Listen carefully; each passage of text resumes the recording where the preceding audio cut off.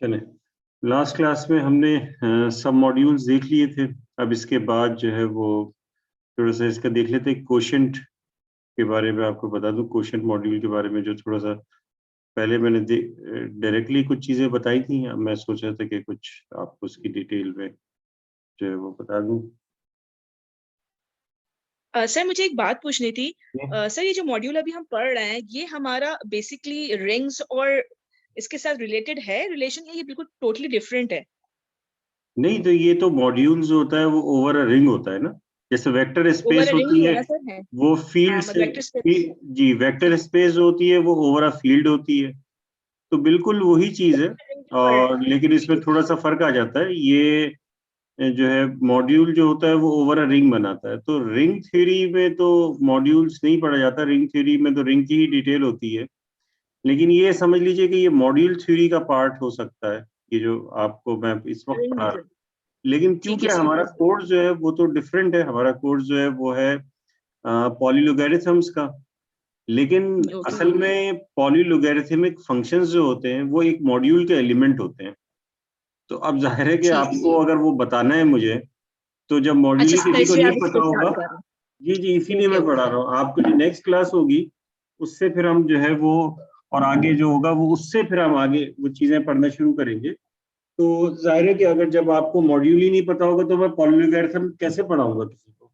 ठीक है सर, तो रिलेटेबल उससे ही है। Okay sir. हाँ हाँ, उससे रिलेटेड है। यानी कि मैं आपको पूरी मॉड्यूल थ्योरी नहीं पढ़ा रहा। तो बस ये कि इतना आपको पढ़ा रहा हूँ कि आपको पता चल जाए कि मॉड्यूल्स होते हैं वो क्या होते हैं, और उसके एलिमेंट्स को आइडेंटिफाई करना आ जाए, उसकी कैलकुलेशंस आ जाए थोड़ी सी डिटेल में। मॉड्यूल थ्योरी का कोई कोर्स होता है तो फिर उसमें पढ़ा जाता है, या टॉपिक्स इन अलजेब्रा में अगर आपको जुनेद साहब जो है वो हो सकता है कि मॉड्यूल थ्योरी पढ़ाएं या फील्ड थ्योरी पढ़ाएं। मुझे नहीं पता कि वो उनके टॉपिक्स आजकल जो है वो क्या है। पहले वो मॉड्यूल थ्योरी भी पढ़ाते थे डिटेल में। तो वो डिपेंड करता है, क्योंकि टॉपिक्स इन अलजेब्रा है, ओपन है वो, तो उसमें कुछ और चीजें भी जो है वो पढ़ाई जा सकती हैं। तो मॉड्यूल थ्योरी में आप मॉड्यूल्स के बारे में डिटेल में पढ़िएगा। अभी तो आप हम जो है वो मॉड्यूल को बस इतना ही देखेंगे कि जितना हमें यूज करना है। ठीक है। Okay, thank you sir. अच्छा, अब हम लिखते हैं कि let R be a ring. मैंने बताया था कि जब हम रिंग लिख दें तो उसका मतलब ये होगा कि हम वो रिंग विथ यूनिटी ही लेंगे। ठीक है, इस पूरे में रिंग विथ यूनिटी होगा। और let M be an R module. अब ये आर मॉड्यूल अगर इससे कह रहे हैं तो ये लेफ्ट या राइट कोई सा भी हो, उसके लिए जो है ये वैलिड होगा जो कुछ आपको बताया जा रहा है। ठीक है। एंड लेट एन बी ए सब module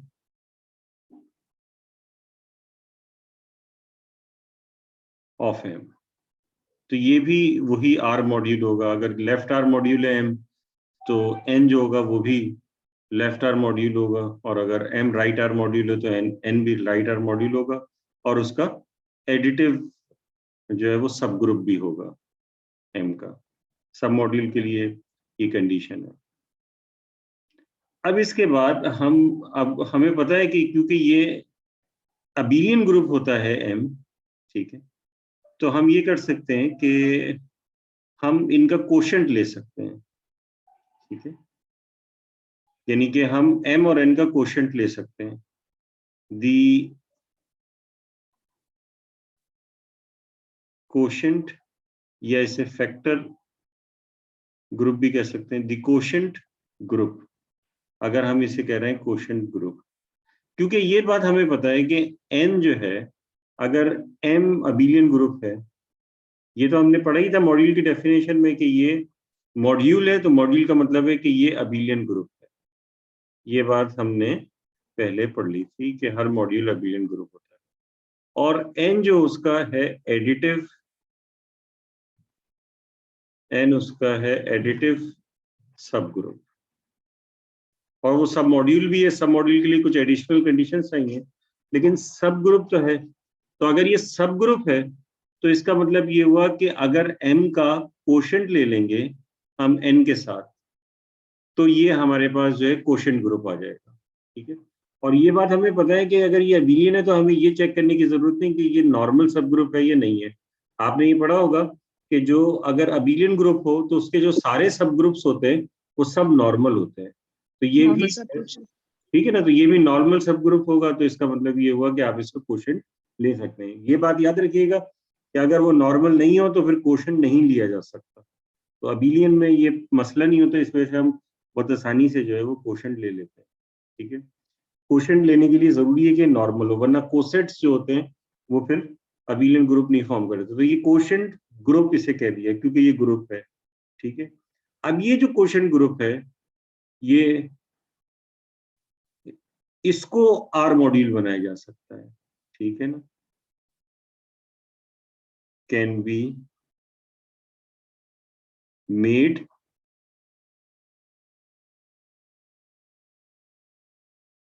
into an R module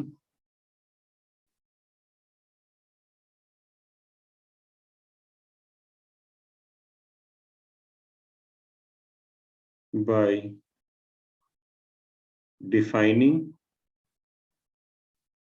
an action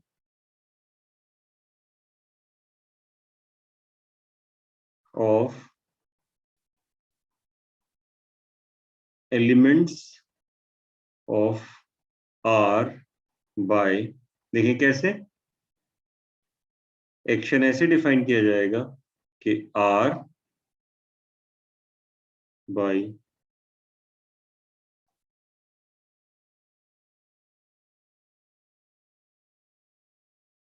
m by n to m by n। इसीलिए जब मैं ग्रुप एक्शन पढ़ा रहा था तो आप लोगों को समझाया था कि इसको जरा अच्छी तरह से पढ़ लीजिएगा। देखिए ये जो होता है एक्शन जो होता है, क्योंकि m मॉड्यूल है R मॉड्यूल, तो इसमें होता है R m से m, और क्योंकि जो है वो n उसका सब मॉड्यूल है तो इस तरह से भी होगा R n, जाहिर है कि ये इसमें होगा क्योंकि n जो है वो m का जो है सब ग्रुप है, तो जो n के जितने भी एलिमेंट्स हैं वो m में भी हैं, तो इसका मतलब ये होगा कि ये जो है सब ग्रुप जो है मतलब ये कि स्टार एक्शन जो है वो इसमें भी मौजूद होगा।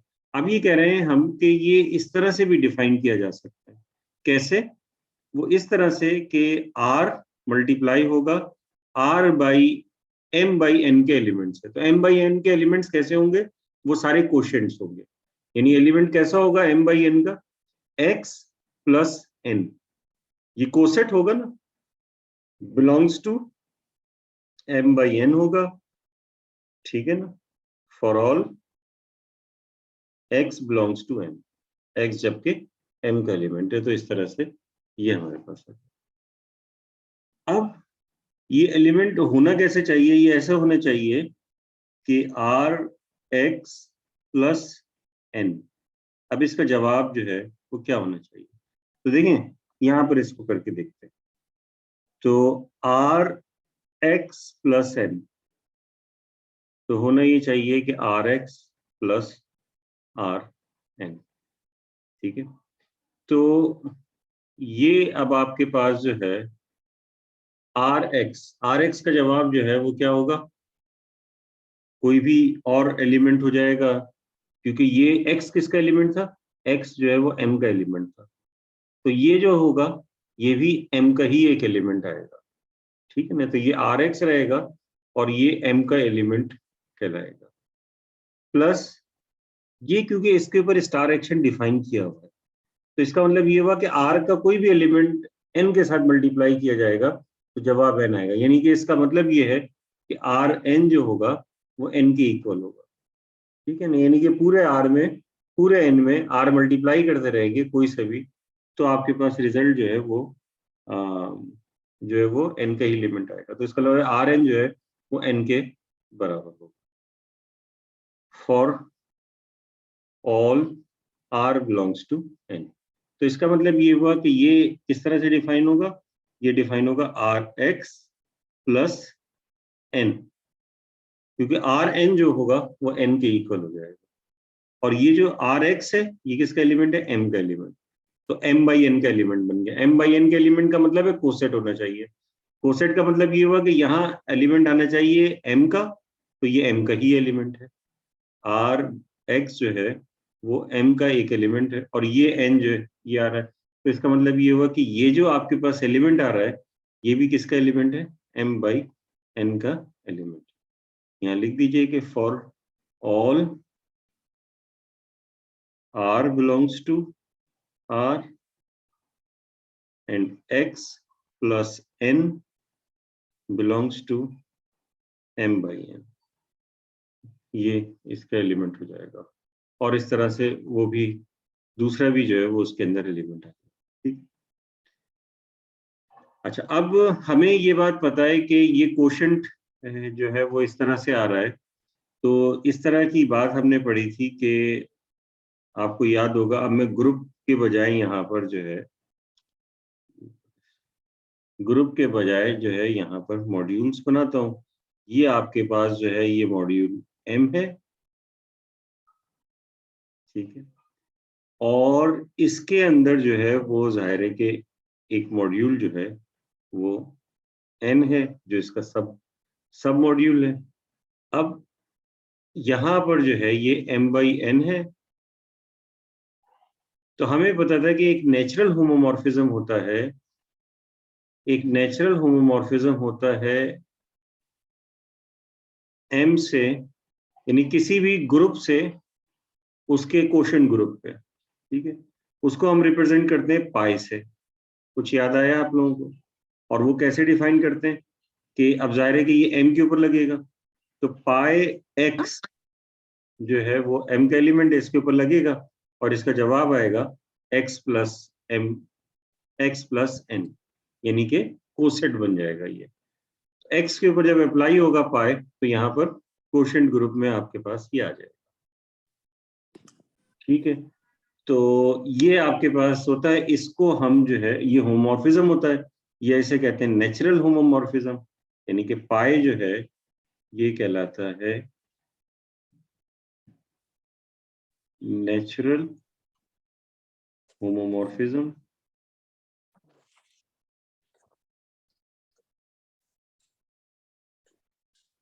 इसको हम नेचुरल होमोमॉर्फिज्म कहते हैं। और ये अगर मैं आपसे पूछूं कि इस पाई का कर्नल क्या होगा, यानी कि कर्नल ऑफ पाई, तो क्या बताएंगे कि क्या होगा?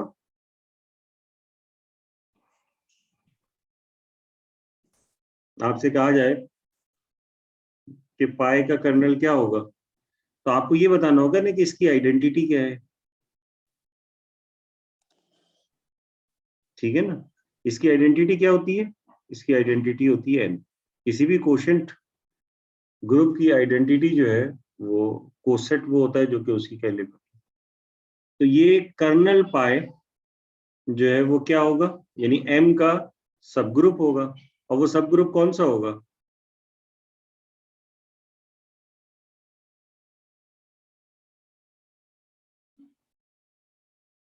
क्या हुआ, कुछ समझ में नहीं आ रहा क्या? आप जब एलिमेंट जो है इसके ऊपर लगाते जाएंगे तो बताइए कब कब n जवाब आएगा। यानी पाए जो है वो आप अप्लाई कीजिए, पाए अप्लाई कीजिए x प्लस सॉरी x के ऊपर पाए अप्लाई कीजिए, ठीक है, तो जवाब आपके पास आ रहा है x प्लस n, ये इसका जवाब आ रहा है। ठीक है, पाई x का जवाब आ रहा है x प्लस n, ये इसका जवाब आ रहा है। अब ये बताइए क्या x हो तो इसका जवाब n आ जाएगा, यानी जाहिर है आइडेंटिटी लानी है ना, तो आइडेंटिटीज n होती है यहाँ पे। तो अब x क्या रखा जाए कि जवाब n आए, कोई बताएगा? जीरो। जीरो, हाँ, जीरो रखने से तो आएगा। ये किसने कहा है जीरो? अच्छा, सारी ने कहा होगा, बाकी दो की आवाज ऐसी नहीं हो सकती।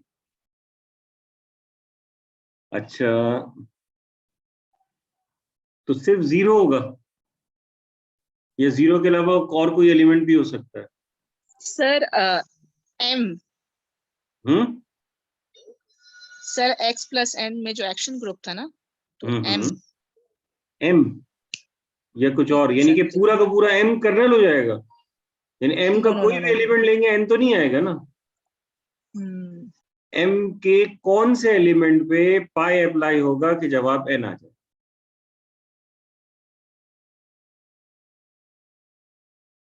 आर एन पे।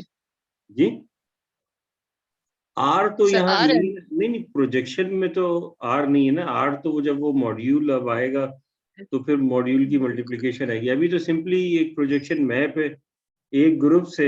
ये ग्रुप है एम, अभी इसको सिंपल अबिलियन ग्रुप कंसीडर कीजिए। एन उसका सब ग्रुप हो गया और यहाँ पे क्वोशंट ग्रुप है। किसी भी ग्रुप का क्वोशंट ग्रुप के साथ नेचुरल होमोमॉर्फिज्म होता है। इसको प्रोजेक्शन भी कहते हैं, प्रोजेक्शन होमोमॉर्फिज्म या natural homomorphism. Projection, natural homomorphism और प्रोजेक्शन, प्रोजेक्शन होमोमॉर्फिज्म, दोनों चीजें कहते हैं जी। अच्छा चले, मैं थोड़ा सा जो है वो इसको और हिंट देता हूं। एक कोसेट प्रॉपर्टी थी कि ए प्लस एच बराबर होता है एच के। अगर एच जो है वो जी का सब ग्रुप है और ए जो है वो जी का कोई एलिमेंट हो, तो ए प्लस एच के कब बराबर होगा? इफ एंड ओनली इफ, जब क्या होता है याद है आप लोगों को? ए प्लस एच के इक्वल कब होगा? नॉर्मल में जी, एज नॉर्मल होता अरे नहीं भाई, नॉर्मल होता है तो ए प्लस एच जो है वो एच प्लस ए के इक्वल होता है।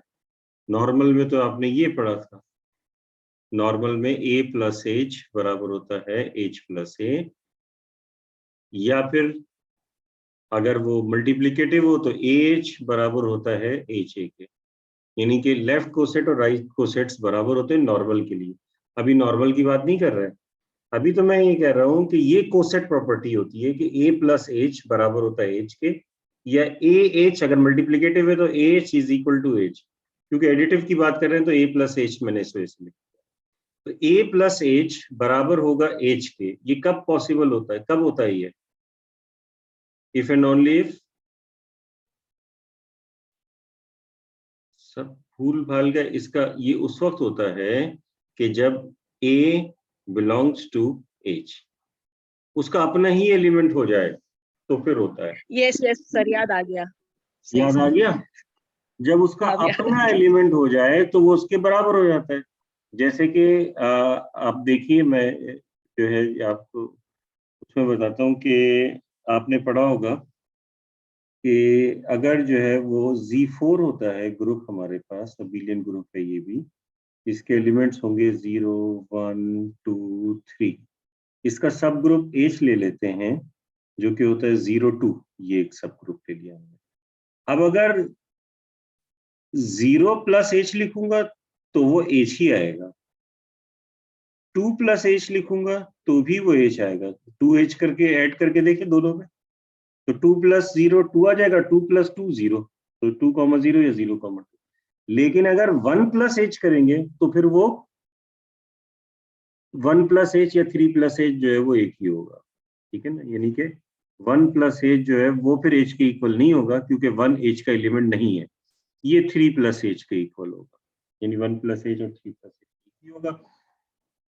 तो इस तरह से ये जो है याद आ गया इस तरह की चीज आपको।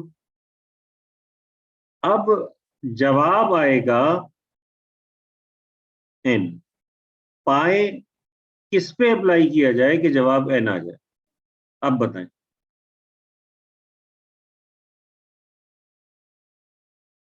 यानी कि सर जब एक्स एलिमेंट होगा। यानी कि पाए अगर ए पे अप्लाई कर रहे हैं तो जवाब एन आ रहा है, तो इसका क्या मतलब है? इसका मतलब ये हुआ कि ए बिलोंग्स टू n। इसका मतलब ये हुआ कि a जो है वो n का एलिमेंट है। तो इसका मतलब ये हुआ कि अगर n के किसी भी एलिमेंट के ऊपर पाई अप्लाई करेंगे तो वो इसकी आइडेंटिटी n आ जाएगी। यानी कि पूरा का पूरा ये जो n है ये इसकी आइडेंटिटी n पे मैप करेगा। ठीक है, समझ में आ रही है बात ये? तो इसका मतलब ये हुआ कि कर्नल पाई जो है वो n हो गया। अब ये जहन में रहे कि जब कर्नल पाई लिख रहे हैं तो इसका मतलब ये हुआ कि वो m का सब ग्रुप है। ठीक है, और नॉर्मल सब ग्रुप होता है, आपको पता है।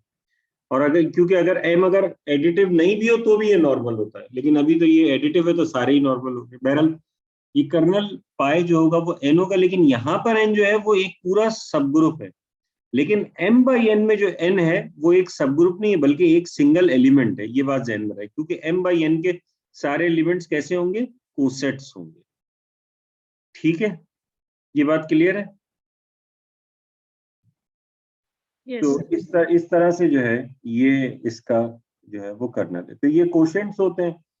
अच्छा, अब इसके बाद अगर ये हमने डिफाइन कर दी है मल्टीप्लिकेशन तो इस तरह से, तो ये हम वेरीफाई कर सकते हैं। अब ये आपके लिए होमवर्क है कि आप वेरीफाई करें, verify that m by n is an R module. Left R module को ही देख लीजिएगा, ये आप इसको वेरीफाई करें। ठीक है, ये आपको वेरीफाई करना है। तो कैसे वेरीफाई करेंगे? आपको सिर्फ 4 कंडीशंस प्रूव करनी होंगी। अबीलियन ग्रुप तो नहीं शो करना है m by n को, ये तो हमें पता है कि अबीलियन ग्रुप होता है। ठीक है, अगर हमने पहले ही कह दिया कि ये अबीलियन ग्रुप है, ये मल्टीप्लिकेशन डिफाइन की हुई है। इस मल्टीप्लिकेशन यानी कि ये स्टार एक्शन जो होता है ये डिफाइन किया हुआ है इस तरीके से, ये रूल। अब ये देखना है कि ये आर मॉड्यूल है या नहीं है। तो वेरीफाई इसको करने के लिए हमें क्या करना पड़ेगा? हमें इसको वेरीफाई करने के लिए वही 4 कंडीशन प्रूव करनी पड़ेंगी जो मॉड्यूल की होती हैं, जो शुरू में लिखवाई थी मैंने। पहली पेज पे होंगी, हाँ ये पहली पेज पे। ये देखें, ये सारी लिखी हुई नजर आ रही हैं आपको, लेफ्ट आर मॉड्यूल। तो ये 4 कंडीशंस हैं। अब इसमें एलिमेंट्स जो होंगे वो थोड़े से डिफरेंट उसके होंगे। ठीक है, डिफरेंट स्टाइल के होंगे एलिमेंट्स, बस ये फर्क है। ठीक है, यानी कि उसमें आप एलिमेंट जो है वो x1 प्लस n एक एलिमेंट हो गया, x2 प्लस n दूसरा एलिमेंट हो गया। कोसेट एडिशन, एडिशन आपको पता है कि कैसे होती है, कोसेट मल्टीप्लिकेशन भी आपको पता है कि जो है वो कैसे होती है। ठीक है, ये सारी चीजें आप लोगों को पता है। आप मुझे बताएं, आप लोग कर लेंगे या मैं कराऊं आप लोगों को?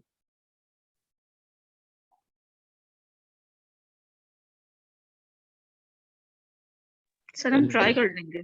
जी जी, आप लोग ट्राई कीजिए, बहुत अच्छी बात है। आप लोग इसकी ट्राई कीजिए, नहीं हो तो फिर मैं आप लोगों को नेक्स्ट क्लास में करा दूँ।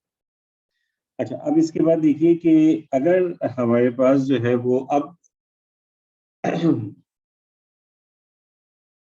ये जो है इस तरह से हमने ग्रुप से पढ़ा था। अब जो कुछ ग्रुप से पढ़ा था अब हम उसको जो है वो इसमें हम देख रहे हैं, क्या कहते हैं उसे, मॉड्यूल्स में देख रहे हैं। यानी अगर फाई एक मैप है जो कि एक आर मॉड्यूल m से दूसरे आर मॉड्यूल n में, अब इस मर्तबा n इसका सब मॉड्यूल नहीं है। वो तो पहले कहा था कि सब मॉड्यूल है, लेकिन इसमें ये कहा था कि अब सब मॉड्यूल नहीं है, ये सिंपली एक दूसरा मॉड्यूल है, लेकिन है ये भी आर मॉड्यूल। ठीक है, यानी कि इस तरह से है कि ये m है मॉड्यूल, ये आर मॉड्यूल है, ये n जो है ये भी एक आर मॉड्यूल है। इन दोनों के दरमियान एक मैप है और वो मैप जो है वो आर मैप इसे कह सकते हैं कि ये फाई है, आर मैप। ठीक है, ये आर मॉड्यूल होमोमॉर्फिज्म है, फाई। ठीक है, अब इसके बाद जो है अगर हमारे पास जो है वो हम इस फाई का कर्नल, पहले देखें कर्नल जो लिया था हमने वो कर्नल कौन सा लिया था? वो कर्नल ये लिया था कि ये जो प्रोजेक्शन मैप पाए था उसका मैं लिया था। इस मतलब हम ये कह रहे हैं कि जो फाई है इसका कर्नल लेंगे, जैसे कि आप ग्रुप थ्री में ही बनाते थे, तो ये जो मैप होता था कर्नल फाई वही लेते थे, तो यहाँ भी हमने कर्नल फाई ले लिया। तो कर्नल फाई क्या है? ये एन की आइडेंटिटी पे जो सारे एलिमेंट्स होंगे, ठीक है, यानी कि एम के वो सारे एलिमेंट्स जो कि एन की आइडेंटिटी पे, एन की आइडेंटिटी जाहिर है कि जीरो होगी, मैप कर रहे होंगे, तो वो सारे एलिमेंट जो है कर्नल फाई के एलिमेंट्स होंगे। और जो कर्नल फाई है ये एम का एक नॉर्मल सब ग्रुप होगा, तो नॉर्मल सब ग्रुप के जरिए हमेशा जो है वो क्वोशंट लिया जा सकता है। तो ये हमने कहा कि ये एम बाई कर्नल फाई, ये एम बाई कर्नल फाई आपने क्वोशंट ग्रुप बना दिया। और हमने इससे पहले प्रूव किया था कि ये सब ग्रुप के साथ जब आप लेते हैं क्वोशंट ग्रुप बनाते हैं, तो ये क्वोशंट ग्रुप भी मॉड्यूल होता है, तो ये भी जो है वो आर मॉड्यूल होगा, ठीक है। और ये आपको पता है कि ये मैप जो होगा ये प्रोजेक्शन मैप पाई होगा, ठीक है, ये प्रोजेक्शन मैप पाई होगा। अभी हमने देखा भी इस प्रोजेक्शन मैप पाई को, इसकी आइडेंटिटी जो है वो एन होगी, जो हमने देखी इसकी आइडेंटिटी जीरो है, इसकी भी जाहिर है कि जीरो होगी, वो एम का जीरो होगा। अब इसके बाद जो है, जो इम्पोर्टेंट चीज ये है, अच्छा इसके अलावा आपने एक और चीज पढ़ी होगी क्या, उसमें आप जी और जी प्राइम के लिए पढ़ते थे, आपने एक और चीज ये पढ़ी होगी कि अगर ये फाई मैप है तो पूरे एन के ऊपर जब ये फाई अप्लाई किया जाएगा तो उसकी इमेजेस एन के अंदर आएंगी, तो पूरे एन की इमेजेस जो है फॉर एग्जांपल ये हैं, पूरे एन की इमेजेस अंडर फाई, उसको हमने कलेक्ट कर लिया यहाँ पर, ठीक है। तो ये क्या चीज है? ये फाई एम,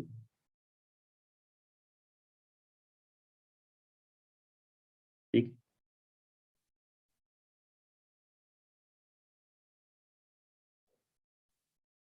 और हमने, आपको याद होगा कि ग्रुप थ्योरी में हमने ये भी पढ़ा था कि फाई जो होता है वो एम और एन के साथ तो आइसोमॉर्फिज्म नहीं था होगा, लेकिन एम और फाई एम के साथ ये होमोमॉर्फिज्म होता है, वो आइसोमॉर्फिज्म होता है, ये पढ़ा। अब उसके बाद दूसरी चीज आपसे पूछनी ये है कि एक अहम और क्या चीज थी जो आपने पढ़ी थी, वो जो है वो पूछनी, यानी कि इस एम बाई कर्नल फाई और एम के दरमियान एक मैप होता है म्यू,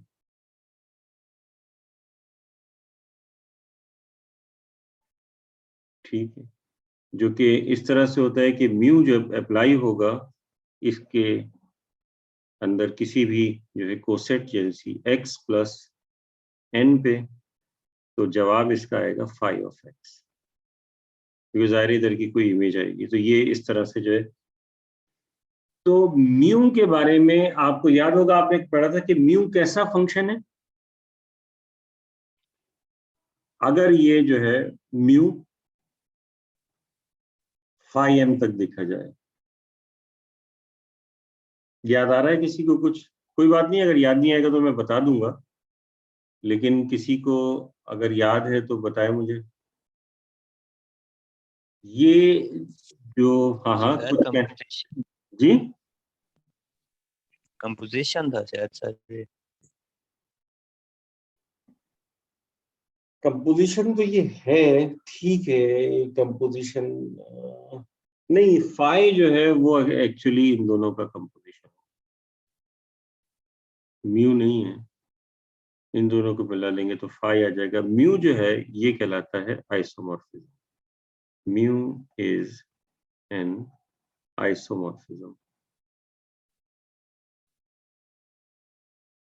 यानी कि ये जो एम बाई कर्नल फाई, ये जो आपके पास मॉड्यूल है ये आइसोमॉर्फिक होता है फाई एम के। याद आया इस तरह से कुछ पढ़ा था, यानी कि ये दोनों जो है वो आइसोमॉर्फिक होते हैं। आप लोगों ने इस तरह से देखा होगा कि ये जी है, ये जी प्राइम है, ये फाई है, और ये इसका कर्नल फाई है, और ये इसके अंदर जो है फाई ऑफ जी है, ठीक है ना। इस तरह से देखा होगा, ये इसके सारे जो है वो इमेजेस हैं। ये जो है इसको आपने n कहा हुआ है, ये h कहा हुआ है, तो ये g बाई कर्नल फाई है या g बाई h है, ये पाई होता है। तो ये जो होता है इन दोनों के दरमियान म्यू, ये आइसोमॉर्फिज्म होता है।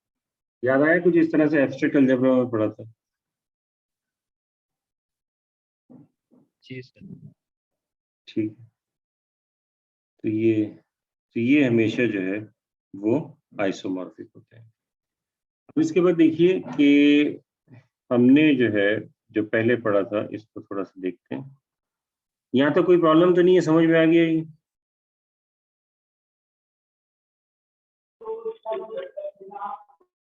कुछ क्वेश्चन अगर कोई पूछना चाह रहा है तो पूछ सकता है।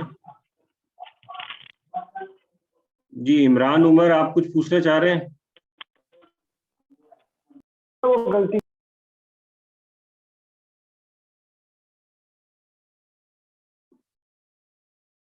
अच्छा,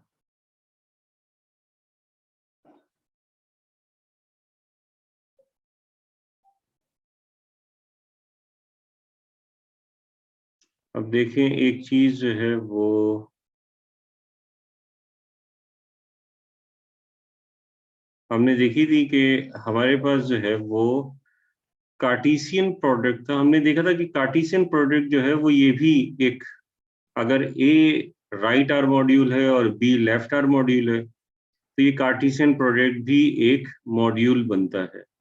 और फिर उसके बाद हमने इसका एक सब मॉड्यूल लिया था जो कि इन एलिमेंट से जनरेट हो रहा था। ये पहला एलिमेंट है, ये दूसरा एलिमेंट है और ये तीसरा एलिमेंट है। ये तीन जनरेटर थे, यानी कि डब्ल्यू का हर एलिमेंट इन तीन एलिमेंट्स के लीनियर कॉम्बिनेशन की फॉर्म में लिखा जाएगा। फिर अब हमने क्या किया, इसका कोशेंट लिया और फिर हमने बताया कि ये कोशेंट मॉड्यूल है, तो इसके एलिमेंट्स ऐसे होंगे a comma B plus W, such that a comma B जो है वो इस कार्टेशियन प्रोडक्ट का जो है या डायरेक्ट प्रोडक्ट का एलिमेंट होगा। डायरेक्ट प्रोडक्ट ही होता है कार्टेशियन प्रोडक्ट। ठीक है, ये बात जो है वो हमने पढ़ी थी। अब इसको जो है वो और डिटेल में जो है इस चीज को देखते हैं। ठीक,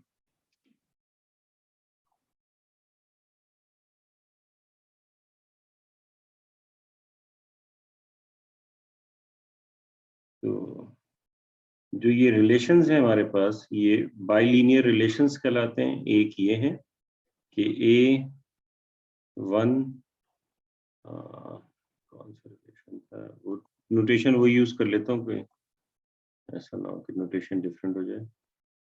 अच्छा, ए और बी, पहले वाले में ए लिखा था, दूसरे वाले में बी लिखा था। तो A1 plus A2 comma B minus A1 comma B minus A2 comma B. दूसरा रिलेशन जो था वो था A comma B1 plus B2 minus A comma B1 minus A comma B2। और तीसरा रिलेशन जो हमारे पास है ये है AR comma B minus A comma RB।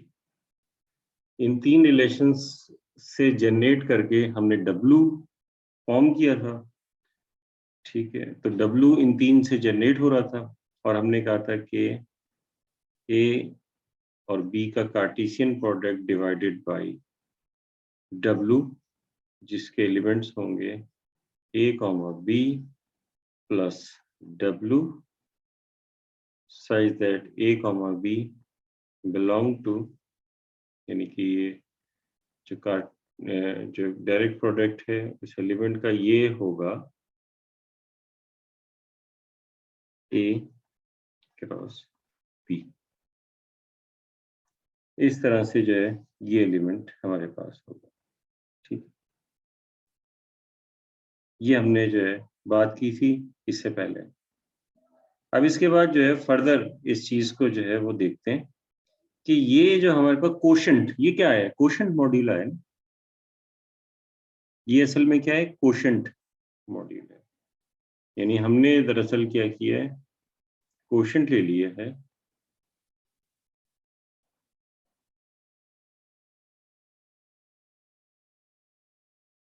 ये कोशेंट मॉड्यूल है। इस कोशेंट मॉड्यूल को के लिए अब हम ऐसा करते हैं कि देखें, इस कोशेंट मॉड्यूल के कुछ किसी चीज से रिप्रेजेंट कर देता हूँ, ज़ाहिर रिप्रेजेंटेशन के लिए कुछ चाहिए होगा। तो फॉर एग्जाम्पल इस कोशेंट मॉड्यूल को हम y से रिप्रेजेंट कर, ठीक है, ये कोशेंट मॉड्यूल जो है ये y से रिप्रेजेंट कर। अब मुझे ये बताइए कि अगर हम ये कह रहे हैं कि if a1 plus a2 comma b minus a1 comma b minus a2 comma b, ठीक है ना, ये किससे होगा? ये a टेंसर b का एलिमेंट तो होगा जाहिर है, सॉरी ए टेंस कह रहा हूँ, ए कार्टेशियन प्रोडक्ट या direct product a cross b का एलिमेंट ये होगा, ठीक है ना। Then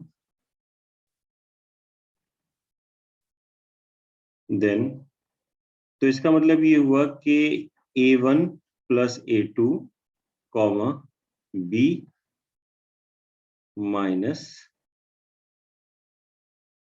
a1 comma b minus a2 comma b plus w, ये किसका एलिमेंट होगा? ये होगा y का एलिमेंट, यानी कि इस कोशेंट ग्रुप का कोसेट ले लिए ना हमने इसके साथ। अच्छा थोड़ा दूर करके लिख देता हूँ,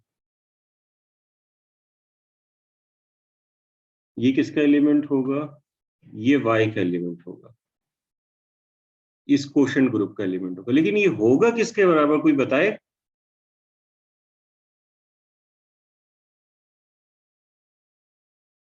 जी इसकी वैल्यू क्या होगी?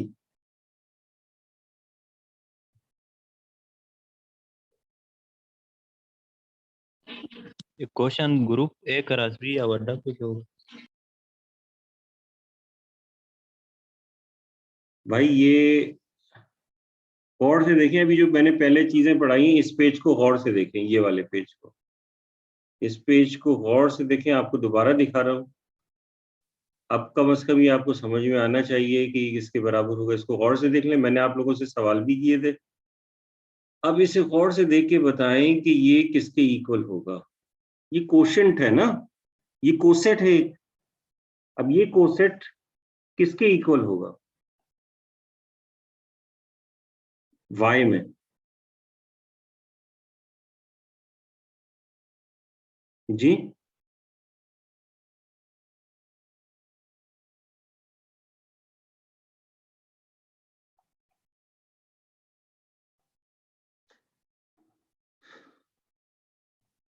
क्या हो गया आप लोगों को? अभी तो मैंने कुछ बताया, ये आप लोग सुन भी रहे हैं या सब ऐसे ही बंद करके बैठे हुए हैं, इधर उधर गए हुए हैं? सुन रहे हैं। सुन रहे हैं? नहीं नहीं सर सुन रहे हैं सर। सुन रहे हैं, चलें। अब इस गौर से इसको देखें, ये वाले पेज को, ठीक है, इस वाले को देखें और इस पेज को देखें। इसमें आपने कुछ चीजें कोसेट्स के बारे में लिखी हुई हैं कि कोसेट्स के कुछ रूल हैं, ठीक है। ये इफ एंड ओनली इफ के साथ कंडीशन बन लिखी हुई है मैंने एक इस तरह से, इन सारी सर इसको ए बी। अब ये मुझे बताइए कि ये किसके इक्वल होगा? ए बी ए बी कैसे हो जाएगा भाई? क्रॉस बी तो ऑलरेडी इसमें है। डब्ल्यू ही होगा। जी डब्ल्यू होगा। डब्ल्यू होगा। डब्ल्यू होगा। क्यों डब्ल्यू होगा? सही बताया आपने, डब्ल्यू होगा। क्यों डब्ल्यू होगा? क्योंकि भाई अभी तो प्रॉपर्टी पड़ी है कि a plus h is equal to h if and only if a belongs to h। ठीक है, अभी हमने पढ़ी, यानी कि ये a अगर h का एलिमेंट हो जाए तो a प्लस h के बराबर होगा। तो ये तीनों एलिमेंट्स किसके एलिमेंट्स हैं? W के एलिमेंट्स है ना, तीनों एलिमेंट, ये भी 1b 2b 3b, ये तीनों एलिमेंट्स W के एलिमेंट्स हैं। ये हमने शुरू में ये बताया भी था कि W इनसे जनरेट हो रहा है, तीन एलिमेंट्स से। कहाँ चले ये W इन तीन एलिमेंट से जनरेट, पहला ये रहा, दूसरा ये रहा, तीसरा ये। ठीक है, समझ में आई W के एलिमेंट कैसे हुआ? क्योंकि ये W के इक्वल क्यों हुआ? क्योंकि ये अब इस कोशेंट ग्रुप में y में, इस कोशेंट ग्रुप में सारे ऐसे होंगे। अब जैसे a1 b1 आ गया प्लस W, तो जाहिर है फिर तो ये यही रहेगा, क्योंकि ये a1 b1 W का एलिमेंट नहीं है। अगर ये W का एलिमेंट हो जाए तो ये W के इक्वल हो जाएगा, क्योंकि वो इसमें एब्जॉर्ब हो जाएगा एलिमेंट। ठीक है, तो क्योंकि ये W का एलिमेंट है, ये W का एलिमेंट है, तो इस वजह से ये W के बराबर हो गया। इसी तरह से ये दूसरे element a b1 plus b2 minus a b1 minus a b2 plus W, ये किसके इक्वल होगा? ये भी W के इक्वल होगा, क्योंकि ये भी W का एलिमेंट है। इसी तरह से AR B minus A RB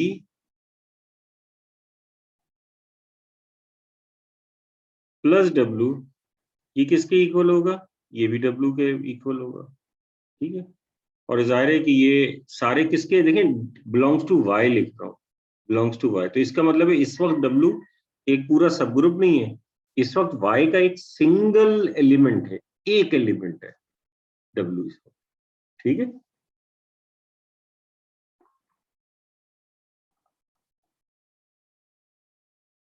जी भाई समझ में आ रही है ये बात?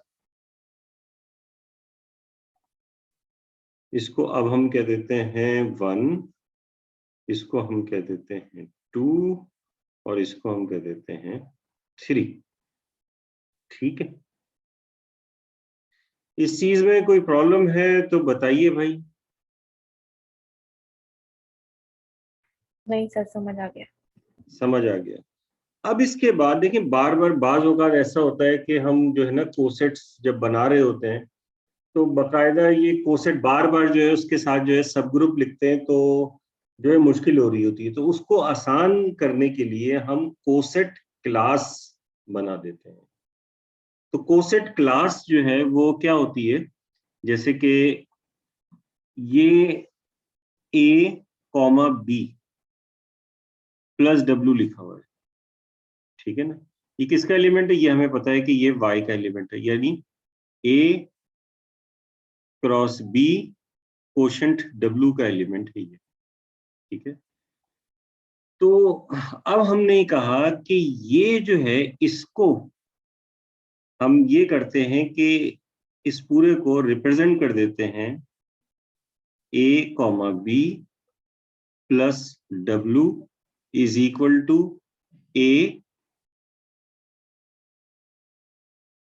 O टाइम्स B के, A O टाइम्स B। तो A O टाइम्स B, इसके लिए वर्ड बाद में हम टेंसर का इस्तेमाल करेंगे।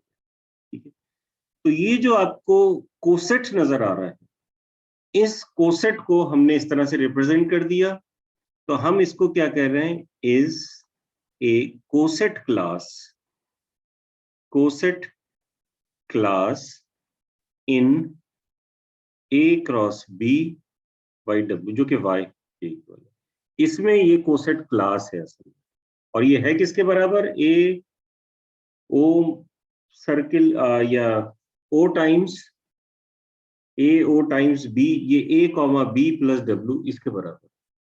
ठीक है, तो इसका मतलब ये हुआ कि इसको जब इसमें लिखा जाएगा, यानी W यहाँ से गायब हो जाएगा और ये इस तरह से लिखा जाएगा, यानी कि W दरअसल क्या बन जाएगा? क्योंकि डब्ल्यू दरअसल क्या है, आइडेंटिटी है।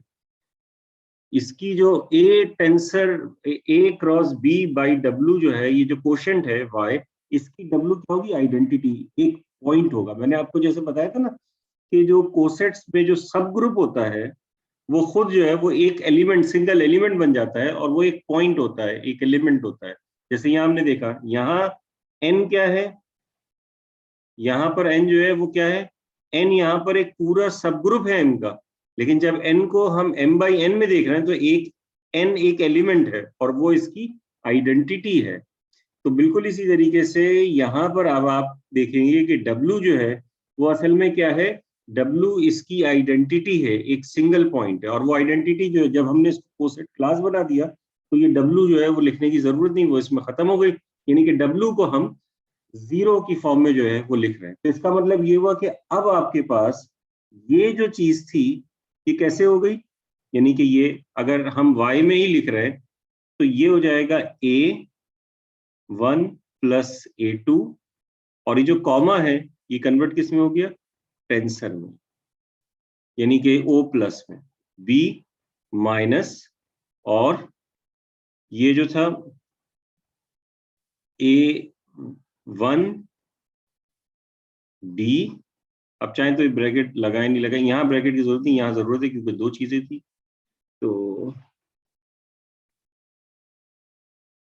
A1 sir B minus A2 B, अब ये आ गया, ये W खत्म हो गया क्योंकि आइडेंटिटी जीरो हो गया, तो इक्वल्स टू जीरो लिख दिया। इसी तरह से ये हो गया A B1 plus B2 minus A tensor B1 minus A O times B2 equal 0, और ये हो गया AR O times B minus A O times R B is equal to 0। और ये हमने पढ़ा है कि एडिटिव ग्रुप है। तो जब हम जो है वो तो इस, अब हम क्या करेंगे, जैसे कि ये इसको अब रिप्रेजेंट कर देंगे इस वाली चीज को आसानी के लिए इस चीज से, कि ये है A O टाइम्स B, और इसे हम कहेंगे A और B का टेंसर प्रोडक्ट, और इसके जो एलिमेंट्स हैं वो कहलाएंगे टेंसर। यानी कि A टेंसर B जो लिखा हुआ है, या A O टाइम्स B जो है, ये कहलाएगा टेंसर किसका, A टेंसर B का, ठीक है, या A O टाइम्स B का ये टेंसर कहलाएगा। तो ये A O टाइम्स B जो है ये कहलाएगा टेंसर। ये जो टेंसर क्या चीज है, टेंसर इस कोशेंट मॉड्यूल में, यानी इस खास तरीके से जो कोशेंट मॉड्यूल बनाया जाता है, इस कोशेंट मॉड्यूल में एक कोसेट क्लास है। तो हमेशा याद रखिएगा टेंसर जो है वो एक कोसेट क्लास है। अब क्योंकि ये एडिटिव अबेलियन ग्रुप है तो हर एलिमेंट का एडिटिव इनवर्स जो है वो एग्जिस्ट करेगा, क्योंकि आपको पता है कि हमने प्रूव भी किया था कि कोशेंट जो है, बल्कि आपको करने के लिए दिया था मैंने, कोशेंट मॉड्यूल जब बनता है तो वो हमेशा, यानी कोशेंट ग्रुप जब लेते हैं इसका और वो खुद मॉड्यूल हो तो फिर वो हमेशा मॉड्यूल बनता है। तो ये भी मॉड्यूल है, और अगर ये मॉड्यूल है तो एडिटिव अबेलियन ग्रुप भी है, और इनके जो एडिटिव इनवर्सेस ऐड करेंगे इधर भी दूसरी तरफ भी। तो इस तरह से आपके पास ये एक रिलेशन आ जाएगा जिसे हम कहते हैं बाइलिनियर रिलेशन टेंसर प्रोडक्ट का, कि A1 plus A2 tensor B is equal to A1 tensor B plus A2 tensor B। इसी तरीके से ये इसमें जब आप करेंगे तो ये आ जाएगा A tensor B1 plus B2 is equal to A tensor B1 plus A tensor B2, और यहां से आपके पास आ जाएगा AR tensor B is equal to A tensor RB। जी भाई, ये बात समझ में आई आप लोगों के? ये मैंने एब्स्ट्रैक्ट फॉर्म में अलजेब्राइकली आपको बताया कि टेंसर क्या होता है। टेंसर हो सकता है आपने इससे पहले कहीं सुना हो या डायरेक्टली कहीं पढ़ा हो। तो एक्चुअली ये दरअसल जो है वो टेंसर का बैकग्राउंड है कि किस तरीके से टेंसर जो है वो बनाया जाता है। तो ये जो ए टेंसर बी, यानी इस तरह से इसको ए टेंसर बी भी कहते हैं, ये इसका एलिमेंट है, इसका ए और बी का। तो ये जो एलिमेंट है इसको हम कहेंगे टेंसर। यानी कि एट, ये जो ए ओ टाइम्स बी, ये इस तरह से जो क्वोशंट मॉड्यूल आया, इस क्वोशंट मॉड्यूल के जो एलिमेंट्स होते हैं, इन एलिमेंट्स को टेंसर कहा जाता है। ठीक है। और वो टेंसर, तो जब तक सही से उस एलिमेंट अबिलियन ग्रुप के बारे में नहीं पता हो, उस क्वोशंट मॉड्यूल के बारे में नहीं पता होगा, तो जाहिर है कि टेंसर के बारे में नहीं पता। उस वक्त जब मैं बता रहा था कि ये रिलेशन ऐसे हैं, तो उस वक्त किसी ने पूछा भी था आखिर ये ऐसे ही क्यों रिलेशन बनाए जा रहे हैं। तो उसका फायदा जो है वो अब नजर आ रहा है कि हमें टेंसर की वजह से, यानी कि अगर कोई चीज टेंसर है, यानी कि एलिमेंट जो है वो कोई भी टेंसर है, तो टेंसर में ये आप यूज कर सकते हैं कि a1 प्लस a2, अब मैं साफ साफ यहाँ लिख देता हूँ, tensor b is equal to a1 tensor b plus a2 tensor b। ये पहला है, ये बाइलिनियर रिलेशन है। दूसरा bilinear relation a tensor b1 plus b2 is equal to a tensor b1 plus a tensor b2। तीसरा जो है वो है a r tensor b equals a tensor r b. ये है बाइलिनियर। सर आगे समझ।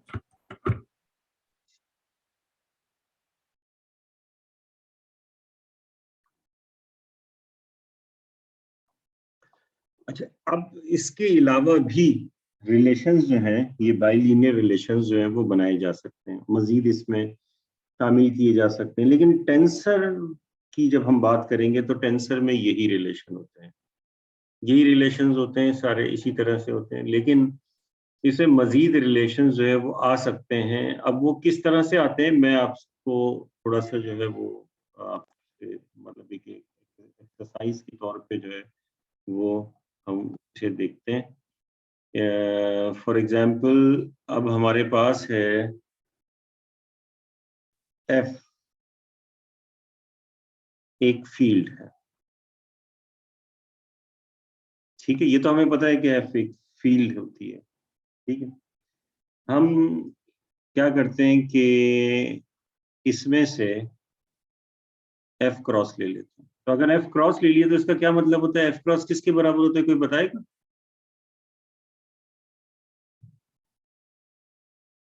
इसका मतलब ये होता है कि कोई भी नहीं बता रहा, तो मतलब ये कि मुझे ही बताना पड़ेगा। तो एफ में से आप 0 हटा दें। तो जब एफ में से 0 हटा देंगे तो विद रिस्पेक्ट टू एडिशन तो ये एडिटिव ग्रुप रह गई। तो एडिटिव, क्योंकि 0 एडिटिव आइडेंटिटी इसमें से चली गई, तो ये जो आपके पास बनता है एफ क्रॉस, जो कि एफ माइनस 0 होता है, ये बन जाता है मल्टीप्लिकेटिव।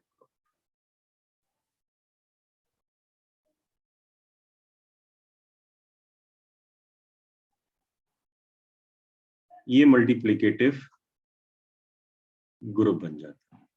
ठीक है, अब हम क्या करते हैं कि मल्टीप्लिकेटिव ग्रुप ये बनता है, तो क्या इसका मॉड्यूल बना सकते हैं? Is F cross a module over what?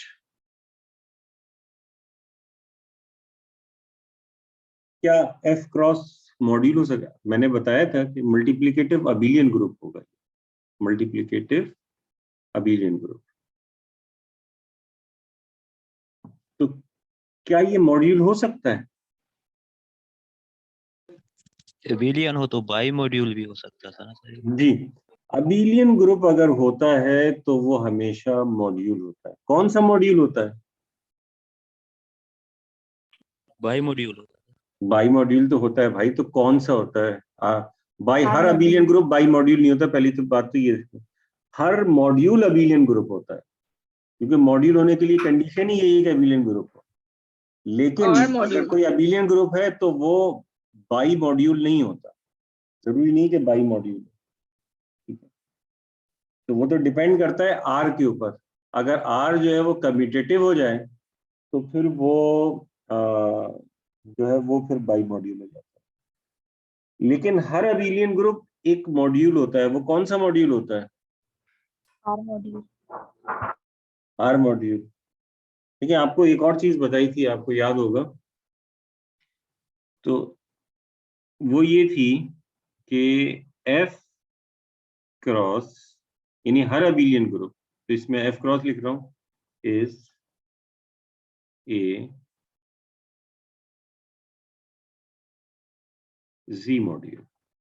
यानी आर की जगह अगर, यानी हर अबीलियन ग्रुप एक जी मॉड्यूल होता है, ठीक है। तो जी मॉड्यूल होगा तो वो लेफ्ट भी होगा राइट भी होगा, तो कोई मसला नहीं, ठीक है। अब आपसे कहा जा रहा है, अच्छा अगर ये जी मॉड्यूल होगा तो फिर इसमें आपको स्टार एक्शन डिफाइन करना पड़ेगा। तो स्टार एक्शन कैसे डिफाइन करेंगे इसमें, क्योंकि जी मॉड्यूल है, तो वो ये होगा कि जी क्रॉस एफ क्रॉस, ये जाएगा किसमें? एफ क्रॉस में।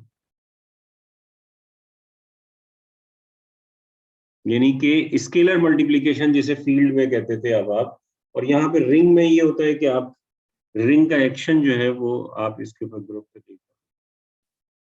तो क्या होता है, ये कैसे डिफाइन होगा?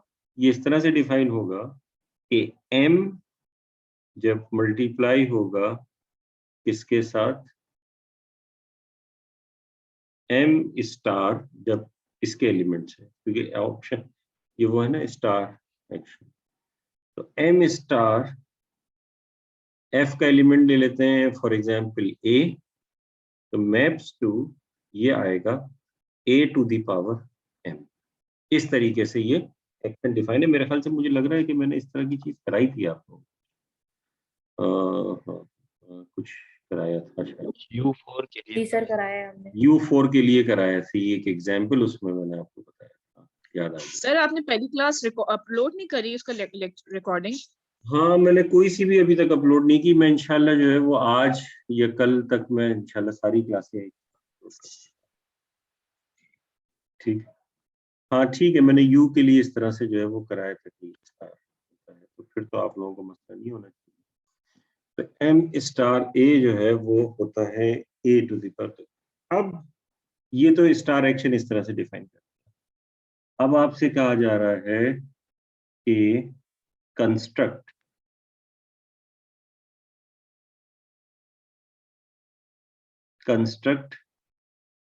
F star tensor F star.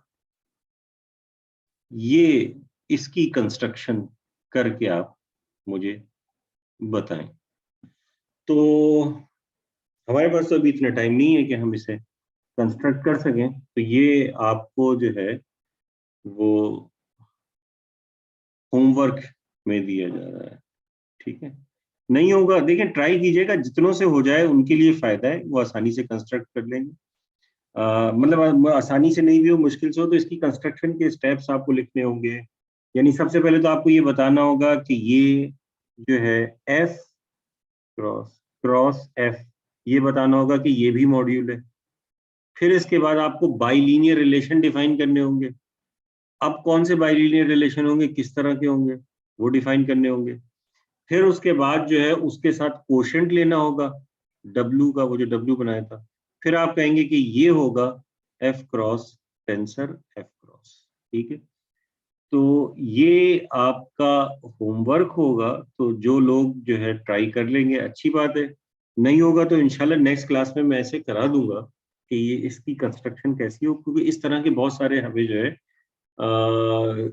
जो रिलेशंस हैं और ग्रुप्स हैं वो कंस्ट्रक्ट करने हैं बाद में, और इस तरह के ग्रुप्स जो है वो इस कोर्स में इस तरह के जो मॉड्यूल्स हैं वो इस कोर्स में हमें पढ़ने भी हैं।